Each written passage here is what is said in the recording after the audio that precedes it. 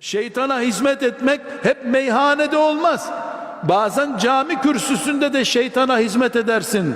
Bazen anne olarak şeytanın en büyük destekçisi olursun. Bazen baba olarak şeytan senden gördüğü desteği meyhanelerden görmemiştir. Sen çocuğunla 100 defa konuşmuşsundur bir senede, 90'ında çocuğu tahkir etmişsin. Yazık sana yedirdiğime demişsin. Filancanın oğluna bak, bir de kendine bak, yazık boyuna postuna demişsindir. Çocuk senden bir kere bayram ayakkabısı istemiştir, utanmadan bir de ayakkabı istiyorsun demişsindir.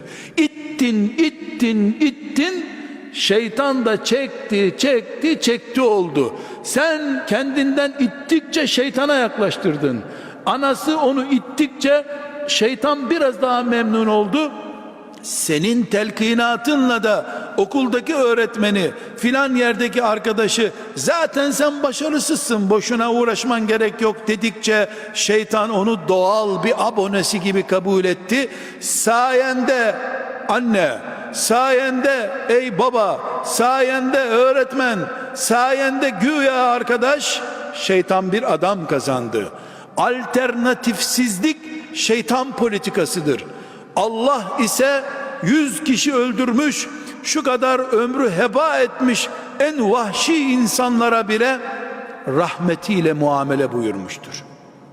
Şu dünyada peygamberin amcasını katledip sonra da ciğerini sökmekten daha büyük adi suç ne olabilir? Bundan daha büyük vahşet ne olabilir? Böyle bir adam bile yeğeni olan peygamberin huzuruna gelip ben geldim ya Resulallah demiştir. Ona bile hoş geldin dendi. Bu sebeple kardeşlerim, bizim şeytana karşı, onun eğer tecrübeli politikası varsa, bizim de ona karşı bize taktikler öğreten peygamberimiz var sallallahu aleyhi ve sellem. Peygamberimiz bize şeytana karşı nasıl bir politika gütmemiz gerektiğini, şeytanın tuzağına düşmeden nasıl mümince bir hayat yaşayabileceğimizi de öğretip gitmiştir bu dünyadan. Hadis bunun için dinlenir.